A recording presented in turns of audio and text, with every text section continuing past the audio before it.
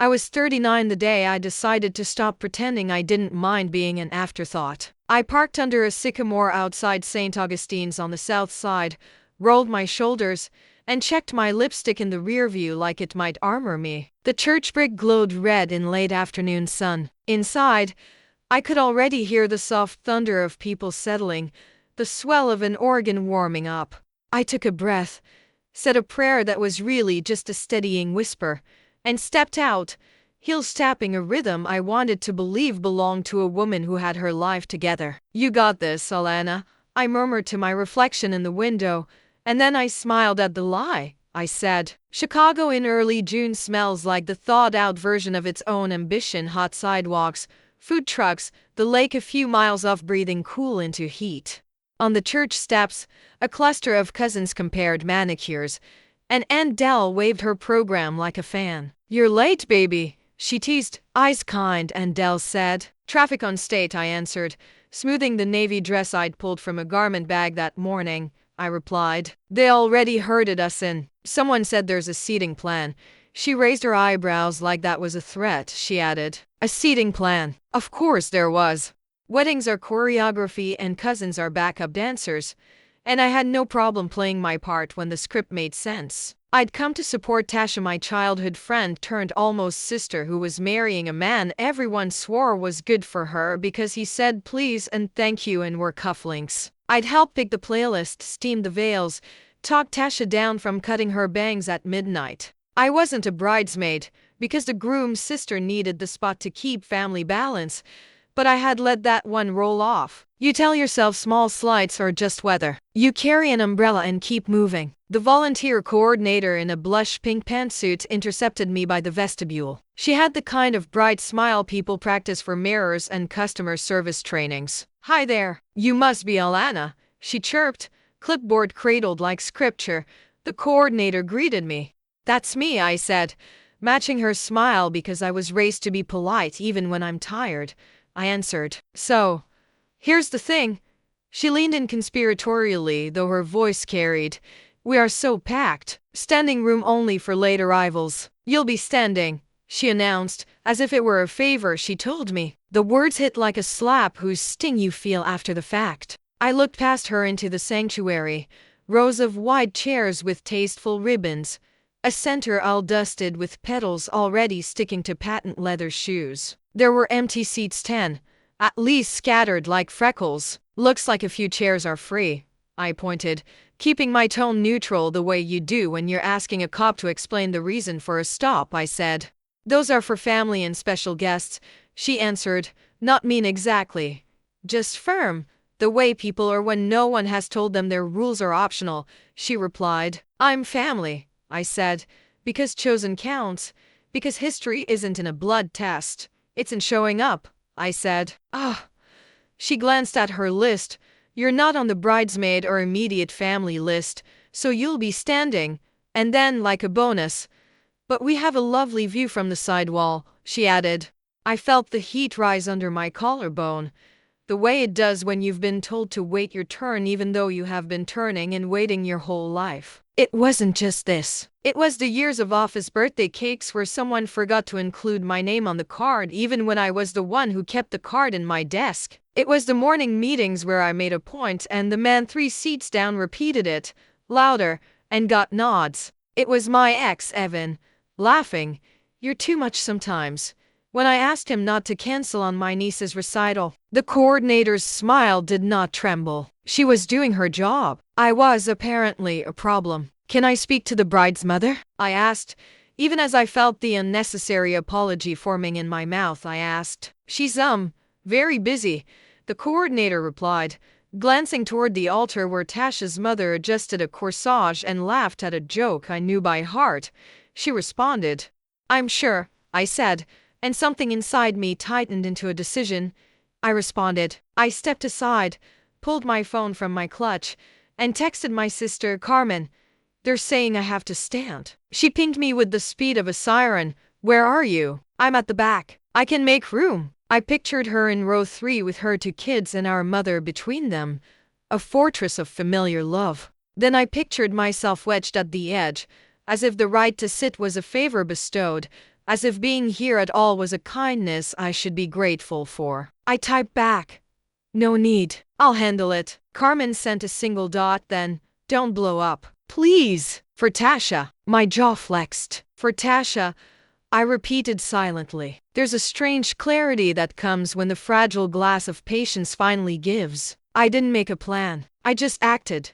"Excuse me," I said to the usher buoying himself up on the end of a row, his belt eyes slightly crooked. I said, "Could you help me move these chairs just a bit?" He looked startled and eager to be helpful. Sure, where to?" he asked, voice cracking at the end. He asked. "Outside," I said. "Calm as a lake at dawn," I replied. "Outside?" He blinked, uncertain. He repeated, "Yes." "All of them," I said, and then I lifted the nearest white chair by its back and walked it out to the vestibule like I was rearranging a living room. I declared. For a beat, no one registered it as wrong. People see a woman moving purposefully and assume permission. The usher grabbed a chair, bless him, and followed. I felt eyes on my back, the prickling awareness of 100 judgments forming. The coordinator stammered, "Ma'am, you can't," but I had already set the first chair beside the coat rack and turned back for another. She protested. "Watch me," I said. Not loud, not showy, just certain. I answered. 2 chairs became 4, and then 6, and the strange comedy of it took over like momentum on a hill. Someone giggled, thinking it must be a prank. Someone else said, "Is this performance art?" which made me grin despite the pulse thudding in my ears. "We need those chairs," a man in a navy suit barked, stepping into my path with a hand out like he might stop a train. The men snapped. "Then you should have offered me one," I answered, meeting his gaze until he looked away. I replied, "Alana."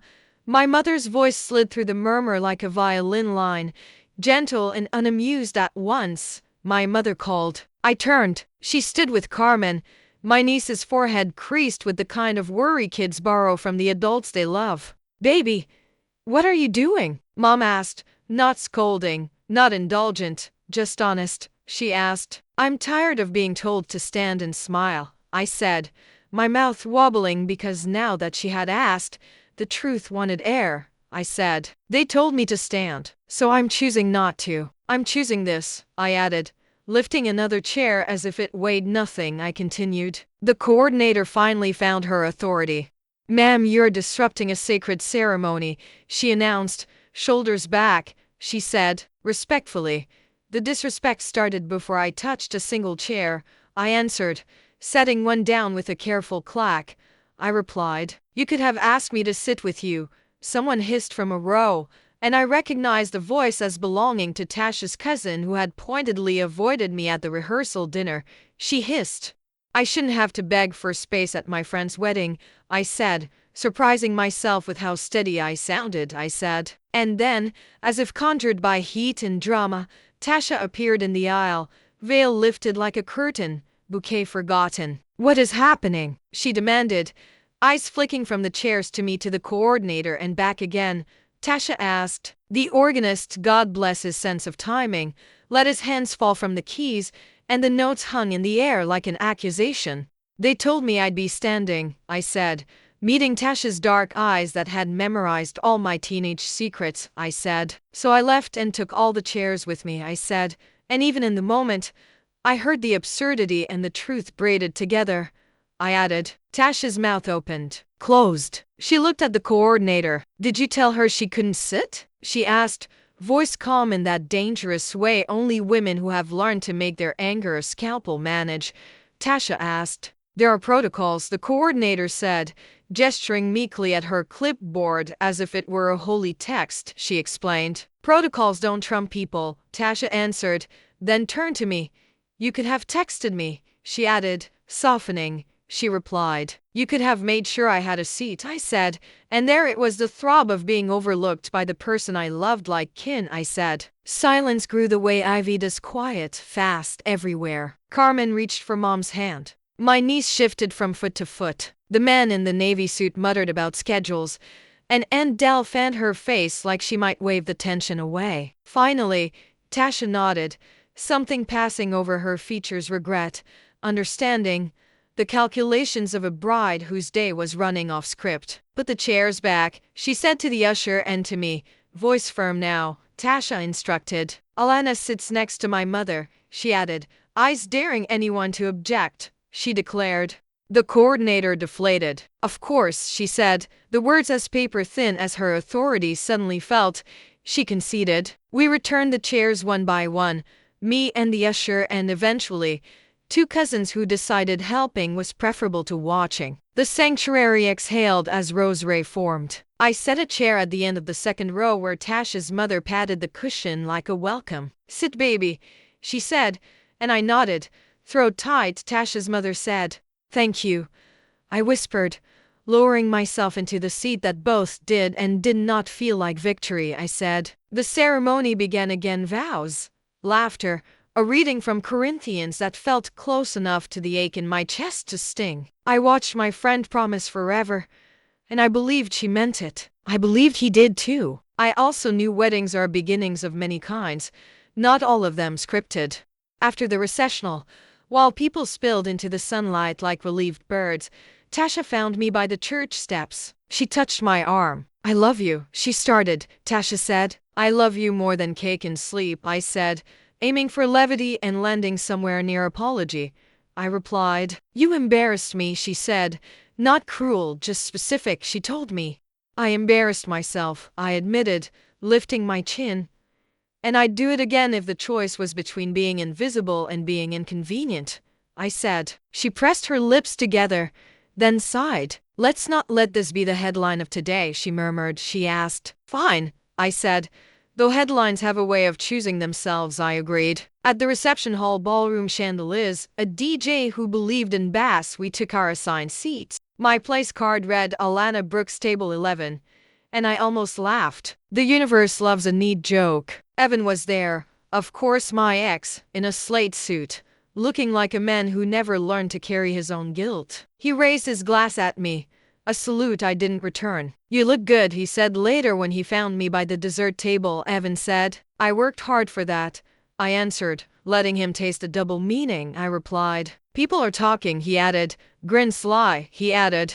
"Let them," I said, and the relief of meaning it rolled through me like cool water. I said. Back at my table, Mom squeezed my knee under the linen. "Proud and worried," she said. "A diagnosis she's perfected," my mother said. "I know," I answered, resting my head briefly on her shoulder like I was 12 and not a woman with a mortgage and a therapist. I replied. Carmen leaned in. "Next time, text me first," she said. One eyebrow arched. Carmen said. "Next time, I'll bring my own chair," I joked, and we all groaned at the pun like a pressure valve opening. I joked. When the lights dimmed for the couple's first dance, I watched Tasha lean into her husband like a promise. The song was one we danced to in my living room in socks a decade ago, hair wrapped, faces bare. I felt the years between then and now like chapters you don't realize you've finished until the page turns. My phone buzzed, an email from HR about a promotion I'd been circling for months, a meeting scheduled for Monday. It felt like an omen, or maybe just timing. By the time I left, the night air had softened. I stood by my car and looked back at the hall, the laughter spilling into the parking lot, and I understood something simple. I was done balancing my dignity on other people's permission. The chairs had been a moment, a spark, but the fire was older. "You'll be standing," they told me at the ceremony. Maybe so, but standing didn't have to mean silent. Standing could mean taking up space. I slid into the driver's seat and caught my reflection again in the rearview, a woman who looked tired and alive. I smiled for real this time. "You got this, Alana," I said, and for once, it didn't feel like a lie. I said. The Monday after the wedding, Chicago woke up humid and impatient. The L train screeched past my apartment window at 6, rattling my blinds like a warning bell. I poured coffee into the chip mug I'd kept since college, the one Carmen always threatened to throw away, and stared at the email from HR again. "Promotion meeting, sharp, conference room 12B. Dress appropriately. Bring your leadership examples." Leadership examples. I thought about the chairs, the absurd, defiant march of them through St. Augustine's vestibule. Was that leadership or lunacy? Maybe both. I sipped the bitter coffee and straightened my blazer, a navy one I'd bought on sale but tailored to fit. It hugged my shoulders the way good armor should. By the time I reached the loop, the skyscrapers had already trapped the heat between their mirrored faces. The office tower where I worked loomed glassy and indifferent, reflecting back a version of me that looked smaller than I felt. In the lobby, the receptionist smiled mechanically. "Morning, Alana," she said.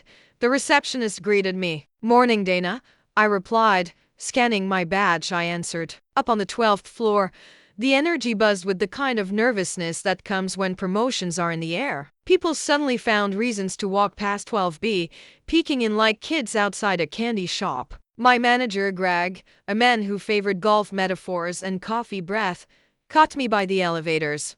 "Big day, huh?" he said, clapping my shoulder like we were teammates. Greg said. "I'm ready," I replied.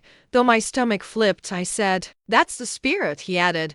Already glancing at his watch, he added. Inside the conference room, the panel waited, 3 managers from different departments and an HR rep with a polite half-smile. They asked the usual questions: times I'd shown initiative, how I handled conflict, where I saw myself in 5 years. I gave them polished answers, practiced but not robotic. Then the HR rep, a woman named Louise with kind eyes behind her glasses, leaned forward. "Tell us about a moment when you took a stand for yourself," she asked. Louise asked. I hesitated. The easy choice was to talk about last year's project when I pushed back on an unrealistic deadline. But the truth itched at me. "This weekend," I said, surprising myself. "I went to my best friend's wedding. There was a mix-up with seating. They told me I'd have to stand in the back, and I realized I've spent a lot of my life standing quietly when I deserved to sit. So I picked up a chair. Actually, I picked up all the chairs," I admitted.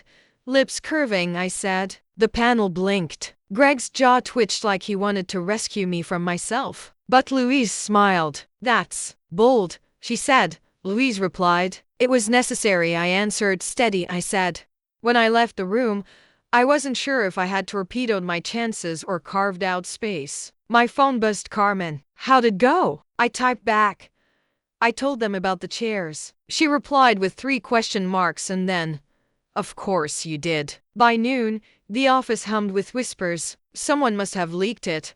Or maybe my own mouth had betrayed me at the break room. "She carried chairs at a wedding," I overheard a coworker say, amusement in his tone. "Like, physically carried them out." "That's wild," another voice chimed in. "That's Alana, though," someone else added, softer. At my desk, a vase of lilies waited, their scent sharp and insistent. The card read, "For the woman who refused to stand. Tasha." I laughed, the sound bubbling out like relief. Whatever awkwardness had hung between us after the ceremony, she was extending an olive branch or a lily branch. But not everyone was so generous. At the afternoon status meeting, Greg cleared his throat and said, "Remember, folks, professionalism matters in and out of the office. We represent the company at all times," he said. Eyes flicking to me like a spotlight, Greg said. I nodded, lips pressed, and let the comment hang. Carmen would have told me not to give him the satisfaction. That evening, I sat at my kitchen table with takeout lo mein and scrolled through social media. Someone had posted a blurry video from the wedding, me hauling chairs, the gasp of the crowd, the awkward silence after my declaration. The caption read, "When she said no seat. No problem." The clip already had over 1,000 views. Comments ranged from Queen Energy to extra much. I dropped my chopsticks. My private rebellion had turned public spectacle. I called Carmen. "It's online," I said. "No hello needed," I said. "I saw," she replied. Her voice weary. Carmen said, "Is mom freaking out?" I asked. "She doesn't do Instagram, thank God," Carmen answered. She said. I lay awake that night, the glow of the city spilling through my blinds, wondering if dignity always came at this price: exposure, judgment, the risk of being reduced to a punchline. But beneath the unease was something fiercer, a current of pride. I had refused invisibility. The next morning HR called. My heart thudded as I walked to Louise's office. She gestured for me to sit. "Alana," she began, We've decided to move forward with your promotion. Effective immediately, she announced, Louise said. My breath caught. Thank you, I replied. We need leaders who are unafraid to take up space, she continued. But, she added, be prepared. Visibility comes with scrutiny, Louise warned. I nodded. I've been scrutinized all my life. I can handle it.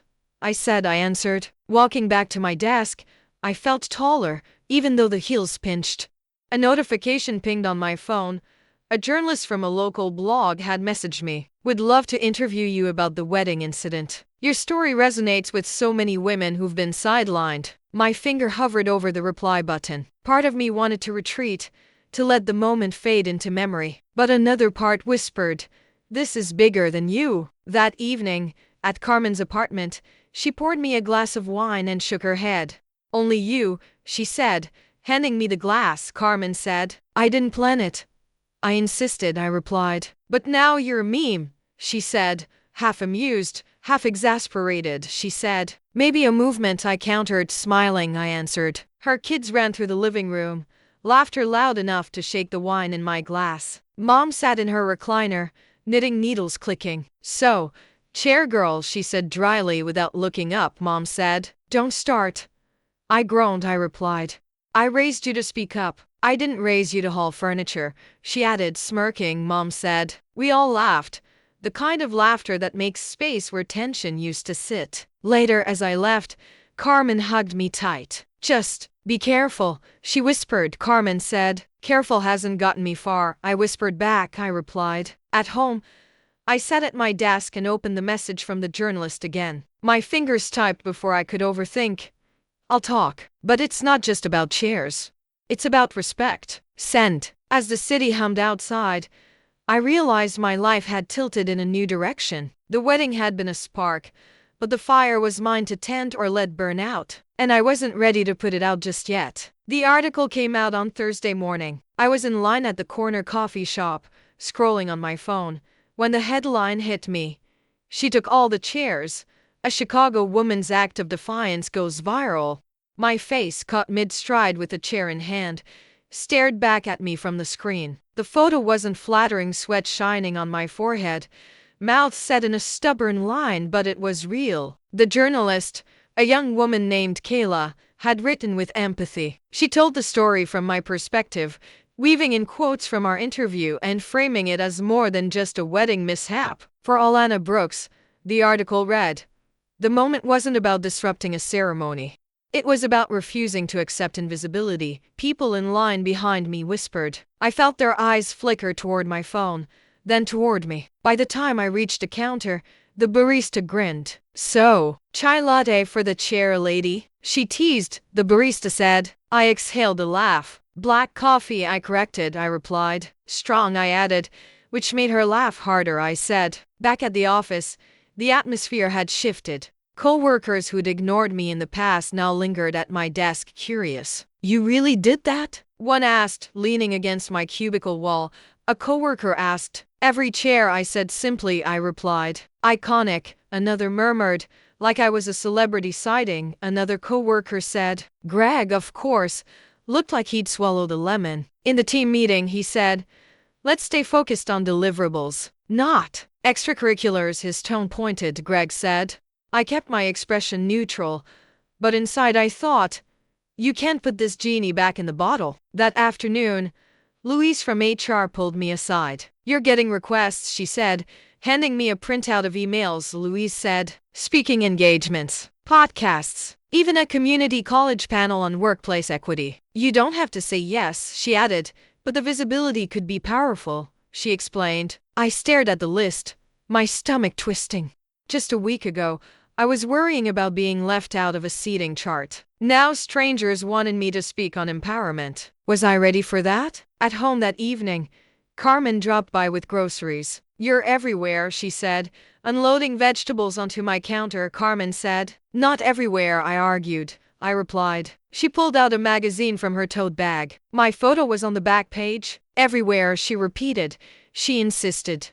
We cooked together, her chopping onions while I stirred pasta sauce. What if I mess this up? I asked quietly. Mess what up? She said, Carmen asked. Being whatever people think I am now. Some symbol. I was just tired of being pushed aside. I admitted, I said. Symbols start that way, she replied. You didn't choose it, but you can shape it, Carmen answered. Mom called during dinner. Baby, they showed you on the news, she said. Excitement in her voice, Mom said. Channel 7? I asked. Yes. You looked serious. Like your grandmother when she marched back in the day, she said, pride lacing her tone. She said, Grandma would have told me to sit down. I joked, I said. Grandma would have carried the chairs with you, Mom shot back. And we laughed, Mom replied. But not all the attention was kind. That night, scrolling through Twitter, I saw comments mocking me. Drama queen, attention seeker. It was just a chair, relax. One comment cut deeper. Women like her always make everything about themselves. I closed the app, heart pounding. Doubt crept in like smoke under a door. Maybe they were right. Maybe I had overreacted, turned a small slight into a spectacle. But then I remembered the look in Louise's eyes when she said, powerful. I remembered my niece telling me, Auntie, you were brave. I clung to those. The next week, Kayla invited me to speak at a local women's group. The room was filled with teachers, nurses, young professionals all nodding as I told the story. It wasn't about chairs, I said. It was about being told once again that my place was on the margins, and deciding I was done accepting that. I told them. Afterward, a woman in scrubs approached me. At work, they always skip me when assigning leadership roles. You made me realize I can speak up, she said, eyes shining. The woman said. I hugged her, moved in a way I hadn't expected, I replied. But not everyone in my personal circle was thrilled. At brunch that Sunday, Tasha sat across from me, picking at her omelet. So now you're famous, she said, tone flat. Tasha said. I didn't ask for it, I replied. I said. But you're leaning into it, she countered. Eyes sharp, she replied. Shouldn't I? I asked. What happened at your wedding wasn't about just me. It resonated, I said. She sighed. I get it, Alana. But part of me feels like you stole my spotlight. My wedding turned into your story, she admitted, Tasha said. The words stung. I never wanted to take anything from you, I said. Voice low, I replied. I know, she murmured. But the air between us stayed heavy, Tasha said. That night, lying awake, I wondered if empowerment always came with collateral damage. Was I building something new for myself or burning bridges I couldn't rebuild? Monday morning, the answer, or at least the next challenge, arrived in my inbox. A national news outlet wanted me for a live interview. My hands trembled as I read the email. This wasn't local anymore. This was national. I called Carmen immediately. They want me on TV, I said, breathless. I said, You gonna do it? She asked, calm but curious. Carmen asked. I don't know, I admitted, I replied. Then here's the question, she said. Do you want to be just a woman who carried chairs at a wedding? Or do you want to be the woman who turned that into something bigger? Carmen asked. Her words lodged in my chest. Because the truth was, I didn't want to be remembered just for the wedding. I wanted to be remembered for demanding a seat. Not just for myself, but for everyone who'd been told to stand. I stared at the email again. My reflection glowed faintly in the screen, tired, nervous, alive. My finger hovered over reply, and then I typed. Yes, I'll do it. Send. The studio lights were hotter than I'd imagined. They beat down from every angle, turning my blazer into a suffocating blanket and making the makeup artist's powder brush feel useless. The anchor, a tall man with perfect hair and a voice polished like marble, smiled at me across the table. Alana Brooks, he said warmly. Thank you for joining us, the anchor said. My pleasure, I replied. Though my palms were slick against each other, I answered. We went live in seconds. I could see the red light on the camera, glowing like an accusation. The anchor began. You've been called chair lady, a viral sensation after a bold act at a wedding. But you've also been described as a symbol for women demanding respect. How do you see yourself? He asked. I drew a breath. I don't see myself as a meme, I said slowly. I see myself as a woman who got tired of being told there wasn't space for her. And I did something about it, I answered. The anchor nodded thoughtfully. Some people say it was disruptive, even selfish, he pressed. The anchor said. I leaned forward. It was disruptive. But so is asking for equal pay. So is pointing out bias in the workplace. Disruption isn't selfish when it pushes us toward fairness, I replied. I said. The words surprised even me. They didn't sound rehearsed, they sounded like the truth I'd been holding for years. After the interview, as I stepped into the hallway, my phone buzzed non-stop: texts, notifications, missed calls. Carmen wrote, "You nailed it." Mom wrote, "Proud of you, baby." Grandma smiling down. And Tasha, nothing. Outside, the Chicago air hit me, cool despite the heat of the day. A young woman stopped me on the sidewalk. "You're Alana, right?" she asked. The woman asked. I nodded.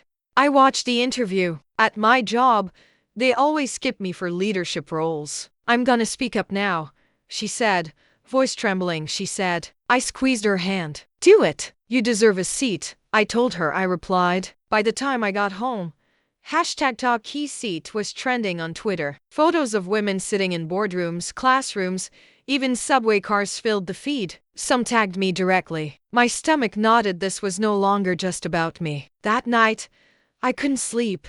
I walked circles in my apartment, city lights painting stripes across my walls. My phone buzzed again, an unknown number. Against better judgment, I answered. "Alana?"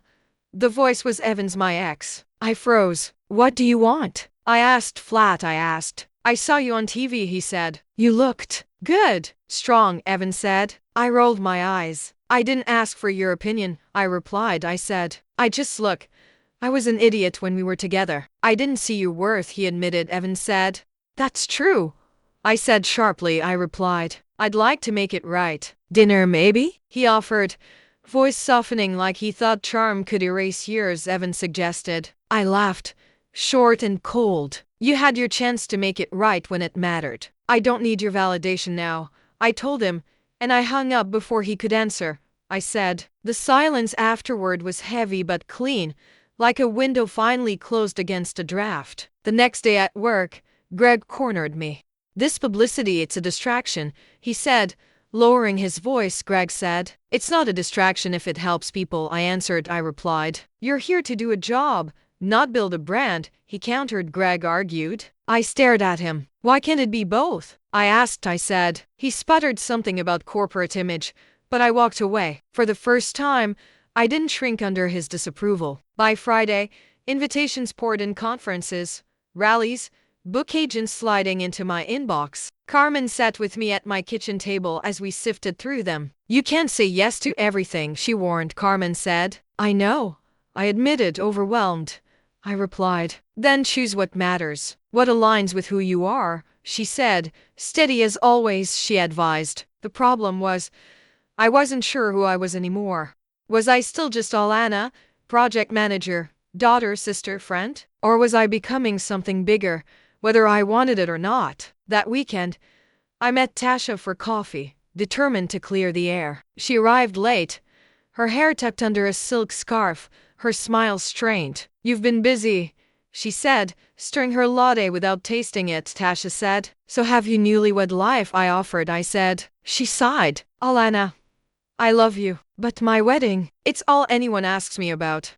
Not the dress, not the vows, just the chairs." "Your chairs," she said. Tasha said. Guilt burned my throat. "I never wanted to overshadow you," I said softly. I replied. "I know," she admitted, "but it still hurts," Tasha confessed. I reached across the table, covering her hand with mine. "Tell me what I can do to fix this," I asked. "Be more than this moment," she said. "Don't let yourself be defined by my wedding. If you're going to carry this, make it count for something bigger," Tasha said. Her words sank deep. Maybe she wasn't just asking me to respect her, maybe she was challenging me to respect myself. That night, I drafted a speech. Not for a news outlet or a panel, but for myself. I wrote about being overlooked, underestimated, told to wait my turn. About how heavy silence can be, and how liberating it feels to break it. About how chairs aren't just furniture, they're symbols of who gets to belong. When I finished, tears blurred the page. For the first time, I felt like I understood what this movement, if I could even call it that, was becoming. It wasn't about going viral. It was about demanding space where people had been told they didn't deserve it. The next morning, I read the speech to Mom over breakfast. She listened, knitting needles resting in her lap. When I finished, she nodded slowly. "That's your voice," she said. "Not the meme, not the headline. Yours," Mom said. I swallowed hard. "Do you think it matters?" I asked. She smiled. "It already does. Look how many women are standing taller because of you," she replied. Standing taller, that was it. This wasn't about me taking chairs away, it was about helping others sit down without apology and stand up when they needed to. I closed my notebook and felt the weight shift inside me. I wasn't just reacting anymore. I was choosing, and for the first time in a long time, the choice felt like mine. By the time September rolled around, I was juggling more invitations than I ever thought possible. Community colleges, women's advocacy groups, even a Fortune 500 company wanted me to speak at a leadership seminar. My calendar looked less like the life of a project manager and more like the tour schedule of someone important. Still, I hadn't quit my job. Every morning I rode the train downtown, laptop bag digging into my shoulder, sitting across from commuters who scrolled news feeds where my face occasionally popped up. Some looked at me twice, recognition flickering. Others kept their heads down, just trying to survive the day. That duality lived inside me too. At work, I was still Alana who wrote reports, answered emails, and sat through meetings where Greg droned about synergy. Outside, I was Alana who carried chairs, who people introduced as an activist. Some days the gap felt like it might swallow me whole. One Wednesday afternoon, Louise called me into her office. "We've had some feedback," she said carefully. Hands folded, Louise said. "Feedback," I repeated, bracing myself. I said, "Some clients have asked if your media presence could interfere with company priorities," she explained. She continued. I clenched my jaw. "And what did you tell them?" I asked. "That leadership is an asset," she said firmly. "But I need you to think about whether you want to keep straddling both worlds," Louise answered. I left her office with my heart thumping. Was she warning me or giving me permission? That evening, Carmen invited me over for dinner. Her kids sprawled on the couch with cartoons, while we cooked together like we often did. "You can't do everything forever," she said, chopping peppers with her usual precision. Carmen said. "I know," I admitted, stirring the pan. I replied, "So what's it gonna be? The job you've had for 10 years? Or this thing that's clearly becoming more than a moment?" She asked. Carmen asked. I set the spoon down and leaned against the counter. "What if I choose wrong?" I asked quietly. I said. She softened. "You've spent your life waiting for someone else to choose for you.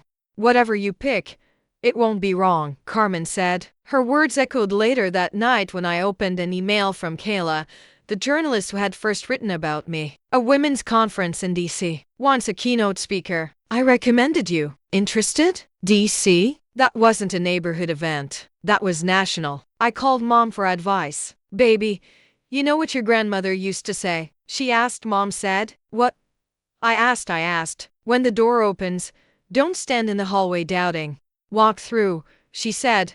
Her voice steady. Mom replied. I closed my eyes. "Then I guess I'm going to Washington," I answered. The plane ride was surreal. As we descended, I saw the Capitol dome shining in the distance, marble white against the sky. I thought about how many women had walked these streets demanding change, how many had been told to wait their turn. I felt small, but also connected to something vast.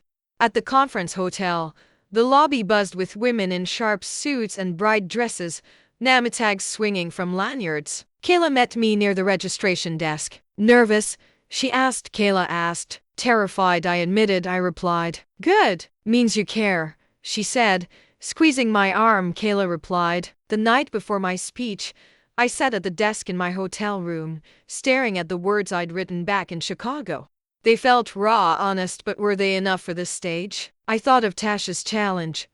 Be more than this moment. So I rewrote. I wrote about how being overlooked teaches you to shrink, how silence becomes survival, but also how dangerous it is to stay small. I wrote about the chairs again, but framed them as symbols of reclaiming space, not just for me, but for anyone who had been told to stand quietly at the back. When I stepped onto the stage the next morning, the spotlight nearly blinded me. The crowd stretched far, faces blurred into one. My voice shook at first, But then it steadied as I leaned into the truth. They told me I'd be standing at the ceremony, I began. So I left and took all the chairs with me. Because sometimes you have to show people what absence looks like before they appreciate presence, I said.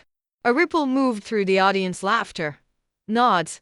The sound of pens scribbling notes. I kept going, heart pounding, words tumbling out from the place where years of frustration had been stored. When I finished, the applause hit me like a wave. Women stood clapping, some even wiping tears. For the first time, I didn't feel like a meme. I felt like a messenger. Afterward, women lined up to talk to me. A lawyer who'd been passed over for partner 3 times. A college student afraid to declare her major because her father said it wasn't practical.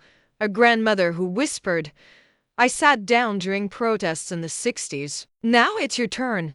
Each story pressed into me, heavy and holy. This wasn't about chairs anymore. It was about all the ways people are told they don't belong, and the defiance it takes to refuse that. Back in my hotel room, I called Carmen. "How'd it go?" she asked. Carmen asked. "I think I did what I was supposed to do," I said softly. I replied. "You always do," she said, pride warming her voice. Carmen replied. When I hung up, I sat by the window, looking out at the city where decisions shaping millions of lives were made. And for the first time, I wondered if my life was about to change completely. Because maybe this wasn't just a story anymore. Maybe it was the start of a new chapter I hadn't dared imagine. When I returned to Chicago from Washington, the city looked the same. Traffic snarled on Lakeshore, the smell of hot dogs by Millennium Park, pigeons hustling tourists for crumbs, but I knew something inside me had shifted. The conference had been more than a speech. It had been a mirror. I saw myself not just as someone reacting to disrespect, but as someone building something larger. By Monday morning, the emails confirmed it. Organizations from New York, Atlanta, Los Angeles, one even from London, all wanted me to speak. "Alana, you're officially a movement." Kayla texted. At work, the tension grew unbearable. I spent mornings juggling spreadsheets, then afternoons fielding calls about panels and workshops. Greg cornered me after a meeting. "You need to choose," he said bluntly. Greg said. "Choose what?" I asked, though I already knew I asked. "This job, or your side hustle," he said, his mouth curling around the last words like they were poison. Greg replied. I crossed my arms. "It's not a side hustle. It's my life," I said. I replied. He shook his head. "Then maybe this isn't the place for you anymore," he said. Greg said. The words landed heavier than I expected. I'd spent 10 years in that office, building routines, friendships, stability. But as I packed up my desk that Friday, succulent plant, framed photo of Carmen's kids, a mug that read "World's okayest boss" someone had given me as a joke, I felt lighter, not lost. That night, I sat with Mom at her kitchen table, tea steaming between us. "So, you quit?" she asked. Mom asked. I was pushed, I corrected. "But yeah, I quit," I admitted. I replied. She studied me. "Scared?"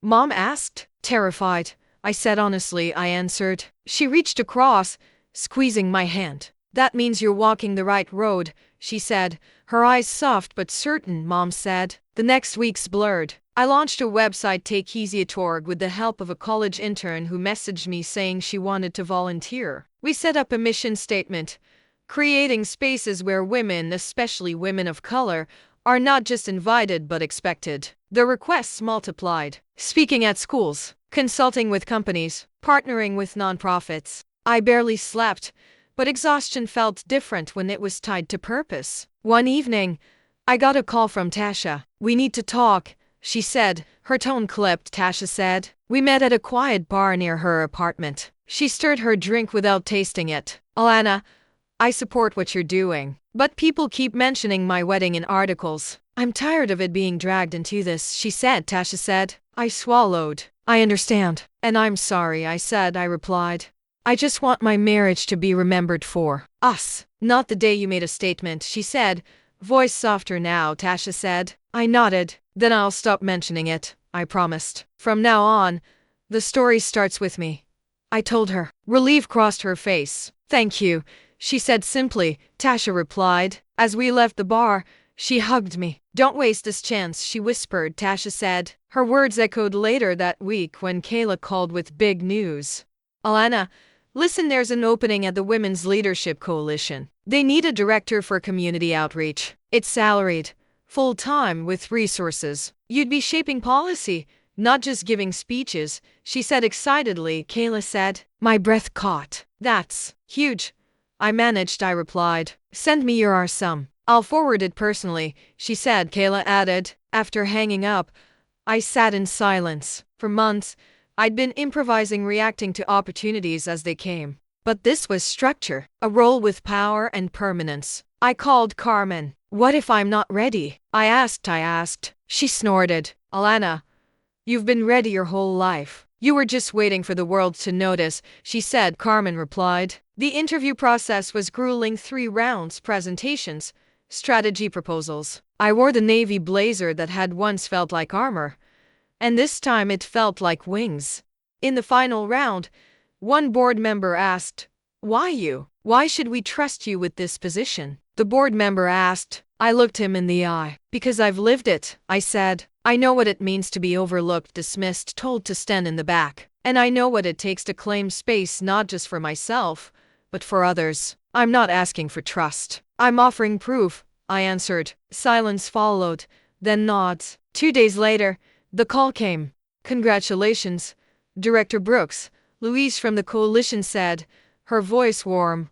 Louise said. I nearly dropped the phone. "Director Brooks," I repeated, tasting the words I said. That night, Carmen, Mom, and even Tasha came over with champagne. We toasted in my tiny apartment, laughter echoing off the walls. For a moment, everything felt right. But when the night ended and the apartment fell quiet, doubt crept back. Was I really ready to lead on this scale? What if I failed? I walked to the mirror, stared at my reflection. "You carried chairs out of a church," I whispered. "You can carry this," I told myself, and for the first time, I believed it. The first day at the Women's Leadership Coalition felt like stepping into a storm, fast, loud, unpredictable, but it was the kind of storm that clears the air instead of wrecking everything. The office was housed in a renovated warehouse downtown, brick walls still visible behind glass partitions, posters of past marches framed like sacred art. I stood in the lobby, name badge clipped to my blazer,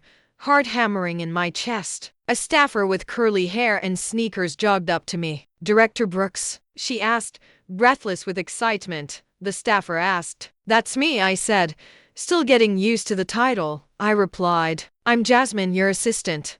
"Welcome aboard," she said, extending her hand. Jasmine said. Her energy steadied me. I shook her hand firmly. "Thank you. Let's get to work," I answered. The coalition's mission was simple on paper: create opportunities for women to lead, especially women of color. In practice, it meant endless meetings, strategizing, and pushing against walls built over decades. I spent my first weeks listening, sitting with community organizers, teachers, single mothers, women in corporate jobs who were tired of being overlooked. Each story reminded me why I'd left my old life. A nurse told me she hadn't had a raise in 7 years despite training younger colleagues. A college student described how professors dismissed her questions in class. A warehouse worker confessed she was passed up for promotions because the guys needed it more. I carried their words with me like stones in my pocket, heavy but grounding. At night, I'd collapse into bed, brain buzzing. Carmen called often. "Don't burn out," she warned. Carmen said. "I'll rest when there's progress," I replied, half a joke, half a promise. I answered. "Progress doesn't mean killing yourself, Alana," she reminded me. Carmen said. 2 months into the job, we organized a citywide forum. The plan was to gather stories from ordinary women and use them to draft proposals for local policy changes. I was terrified no one would show. But when I walked into the community center, rows of chairs, ironic, I know, were filled. Standing at the podium, I swallowed my nerves. I was told once that I'd have to stand, that there was no seat for me. I began. "But here's the truth. There's always enough space if we build it." "Tonight we start building," I said. Applause erupted. The night turned electric. Women stepped up to the mic, sharing experiences raw and real. A teenager trembling as she spoke about harassment in school. An older woman describing being pushed into early retirement. Each voice added to the chorus. Afterward, a reporter pulled me aside. "You're becoming the face of this movement," she said. The reporter said, "I don't want to be the face. I want to be the mirror," I replied. "So women see themselves in this work," I said.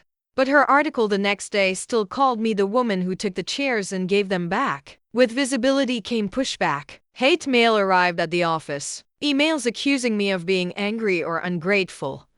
A conservative talk show mocked me, replaying the wedding video with laugh tracks. One night, scrolling through comments, I almost broke. "Why am I doing this?" I asked aloud. Staring at my reflection in the darkened window, I asked. "Because it matters," a voice inside whispered. "Because silence never saved you." The next morning, I walked into the office to find a package on my desk. Inside was a child's drawing, me holding a chair high above my head, surrounded by stick figure women smiling. A note in crayon read, "Thank you for making space for my mom." Tears blurred my vision. That was my answer. But life wasn't all victory. Tasha drifted further. When we finally sat down over brunch, she was distant, scrolling her phone between bites. "I hardly see you anymore," I said. "You're busy saving the world," she replied coolly. Tasha replied, "Don't say it like that. You know I'd drop everything if you needed me." I told her. I answered. "Would you?" she asked, eyes sharp. Tasha asked. The question sliced deep. I reached for her hand, but she pulled away. "I just miss my friend." "Before all this," she said quietly, Tasha said, "I wanted to argue, to explain that I was still me, just stretched in new directions. But I stayed silent, afraid words would only widen the gap." At the coalition, we launched a campaign, Seats for All. We partnered with schools, workplaces, even city councils, encouraging them to literally add chairs at decision-making tables for women who'd been excluded. Photos poured in boards of directors with new faces, classrooms rearranged to include every student, family dinners with daughters no longer pushed to the kids' table. It went viral. Again. But this time, it wasn't just my story, it was hundreds of women's. One night, I stood in my apartment, scrolling through the photos, heart swelling. Then the phone rang. It was Mom. "Your grandma would have been proud," she said softly. Mom said. I smiled, tears spilling. "I hope so," I said. I replied. She would have said, "Alana finally found her fight." And she'd be right, Mom added. Mom said. I held onto those words like armor. But leadership has a way of humbling you. At our next board meeting, I pushed too hard for a proposal, steamrolling quieter voices. Jasmine pulled me aside afterward. "You're becoming what you fought against," she said gently. Jasmine said. Her words stung, but she was right. I took a breath. "Thank you for calling me out," I said. "Next time, I'll listen first," I replied. That night, I journaled for hours, reminding myself, power without humility is just another kind of silence forced on others. By winter, the coalition's work reached the mayor's office. They invited us to draft recommendations on workplace equity. Me, a woman who once sat at the back of a church because someone said there wasn't a seat, now sitting across from city officials. As I signed the proposal, Carmen texted, "Look at you. From chairs at a wedding to chairs at City Hall." I laughed out loud, the sound surprising me in the solemn room. Because she was right, and I knew this was only the beginning. By spring, the Women's Leadership Coalition had grown beyond anything I'd imagined. Our Seats for All campaign spread to other states. Photos from Texas school boards, California startups, even a women's co-op in Detroit filled my inbox daily. The movement had taken on a life of its own. But growth came with pressure. Donors wanted results. Politicians wanted sound bites. And critics wanted me to fail. One morning, I walked into the office to find Jasmine pacing with her phone pressed to her ear. She ended the call and turned to me, eyes wide. "The mayor's office just announced a task force on workplace equity, and they want you to co-chair it," she said. Jasmine said. "Me?"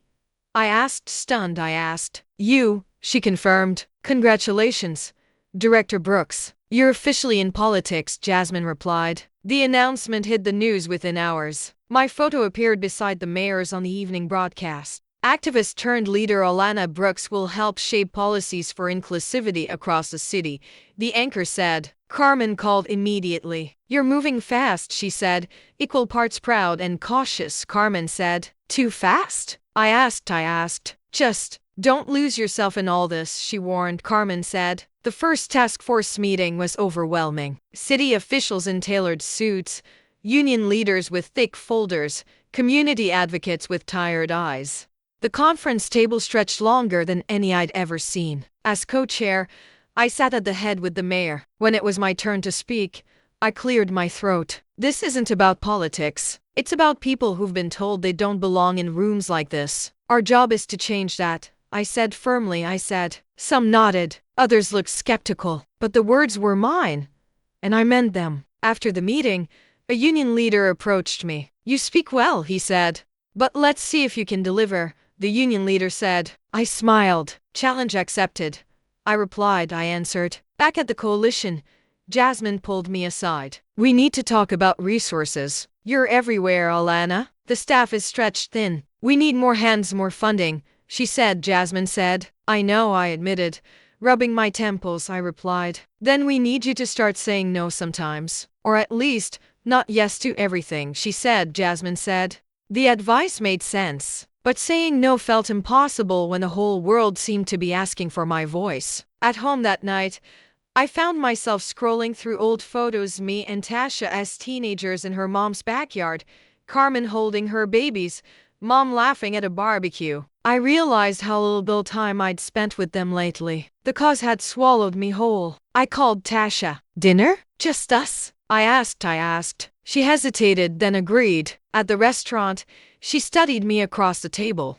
You look tired, she said. Tasha said. I am, I admitted, I replied. You're doing important work, but don't forget, you're still human, she said gently. Tasha said. Her words hit hard. I don't want to lose you in all this, I confessed, I said. She reached across the table, squeezing my hand. Then don't. Keep showing up. For me. For you, she said. Tasha replied. For the first time in months, I felt the knot in my chest loosen. Weeks later, the task force presented its first draft proposal. Mandatory transparency in hiring, paid family leave, mentorship programs for women of color. It was ambitious, maybe too ambitious. The mayor frowned as she skimmed it. This will face pushback, she warned.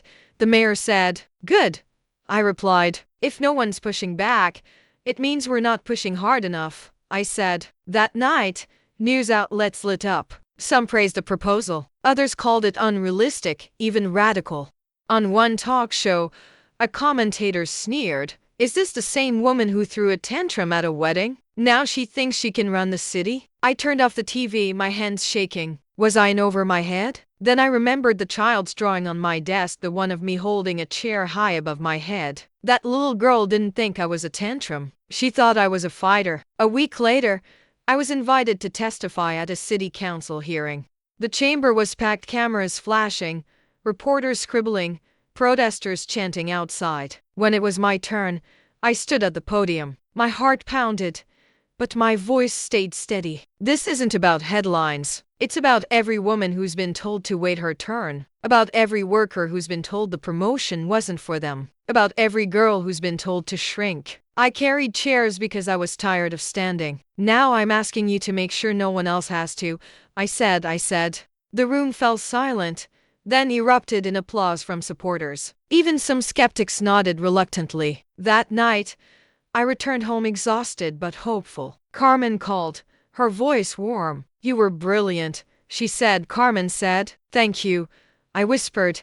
Sinking onto the couch, I replied. Grandma would have been proud, she added softly. Carmen said. I closed my eyes, tears slipping free. Because in that moment, I realized this wasn't just my fight anymore. It never had been. It was bigger than me, bigger than chairs, bigger than one wedding. And for the first time, I wasn't afraid of how far it might go. By summer, my calendar looked like a battlefield. Every square was packed with meetings, speeches, hearings, or interviews. Sometimes I caught my reflection in glass doors and barely recognized the woman staring back, sharp blazer, steady eyes, a leader everyone expected answers from. But late at night, when the city quieted and I sat alone in my apartment, the questions crept in. Was I making real change or just becoming another symbol people clapped for and forgot about? One Monday morning, Jasmine burst into my office, laptop in hand. "You need to see this," she said. Breathless, Jasmine said. She turned the screen toward me. A viral video showed a group of workers at a factory in Indiana walking out mid-shift. At the front, a woman held up a folding chair, chanting, "Take a seat." My chest tightened. "They're using the slogan," I whispered. I said. "Not just a slogan. Your story." "They said they were inspired by you," Jasmine explained. Jasmine replied. Headlines followed.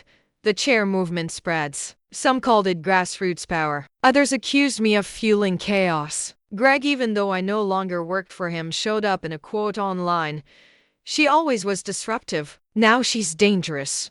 I closed the laptop, overwhelmed. This was bigger than I'd ever intended. That night, Carmen came over with takeout. "You've started something you can't control," she said between bites of lo mein. Carmen said. "I know," I admitted. Staring at the carton in my hands, I replied. "So what are you going to do? Claim it? Or distance yourself?" she asked. Carmen asked. I hesitated. If I distance myself, I betray the people who are fighting. If I claim it, I become the target. I said quietly. I answered. She leaned closer. "Alana, you've been the target your whole life. At least now, you've got armor," she said. Carmen said. Her words stayed with me. Weeks later, I traveled to Indiana to meet the factory workers. The plant gates were lined with people holding handmade signs. "We deserve a seat." No more standing in silence. Inside a modest union hall, they told their stories. Women working double shifts without breaks. Men promoted over them despite less experience. Paychecks that never stretched far enough. One woman, Maria, gripped my hand. "When they told me there was no seat for me in management, I remembered your story. And I thought, why not me? So I walked out," she said, eyes shining. Maria said. I swallowed hard. "You're braver than I ever was. I just carried chairs. You carried your whole life into this fight," I told her. I replied. Leaving the hall, I realized the movement wasn't mine anymore.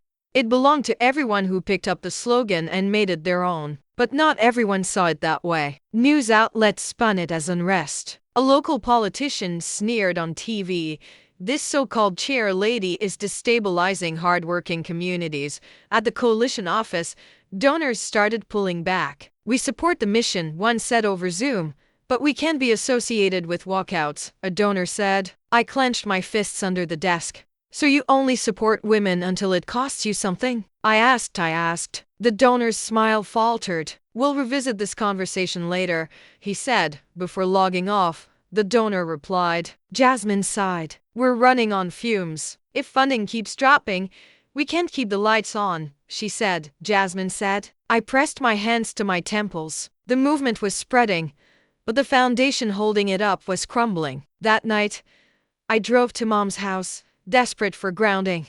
She opened the door, wrapped me in a hug, and didn't let go until I exhaled. At the kitchen table, she poured tea. "Tell me," she said. Mom said. I told her everything: the walkouts, the backlash, the funding crisis. She listened quietly, then leaned back. "Baby, movements aren't clean. They're messy, loud, uncomfortable. You think when I marched with your grandma it was easy? We lost friends. We lost jobs. But we gained change," she said. "Eyes fierce," Mom said. Her words steadied me. "So what do I do now?" I asked. She smiled faintly. "You keep carrying the chairs until someone else is strong enough to carry them with you," she said. Mom replied. The next week, I faced the board of the coalition. They looked at me like a problem to solve. "Alana," one began, "your leadership has drawn attention, but also controversy. We need you to step back," a board member said. "Step back?" I repeated. I said, "Resign as director. Let someone less polarizing lead," another added. Another board member said. Anger surged hot and sharp. "You brought me here because I was bold. Now you want me gone because I'm too bold?" I asked. Silence. Avoided eyes. I stood. "If you think this movement depends on me holding a title, you never understood it. I'll keep fighting with or without this office," I declared. I said. And then I walked out. That night, Alone in my apartment, I opened my laptop. I started a live stream on social media. No script, no PR team. They want me to step back, I told the camera. But this movement was never about me. It's about you, every woman who's been told to wait her turn, every worker passed over, every girl told to stay quiet. They can take my title, they can take my paycheck, but they can't take our voices. So pull up a chair. Because the table belongs to us, I said. Comments flooded in, hearts and fists filling the screen. Messages of support, solidarity, determination. I ended the stream with tears on my cheeks but fire in my chest. Whatever came next, I knew one thing. I wasn't stepping back. I was stepping forward. The morning after my live stream, my phone exploded with notifications. Thousands of shares, news outlets picking up my speech, women around the country posting photos of themselves sitting defiantly in boardrooms, classrooms, even on sidewalks with captions like "taking my seat." I hadn't just quit a job. I had ignited something I could no longer contain. But the board at the coalition wasn't done. They released a statement distancing themselves from me, calling my approach too radical. Donors applauded.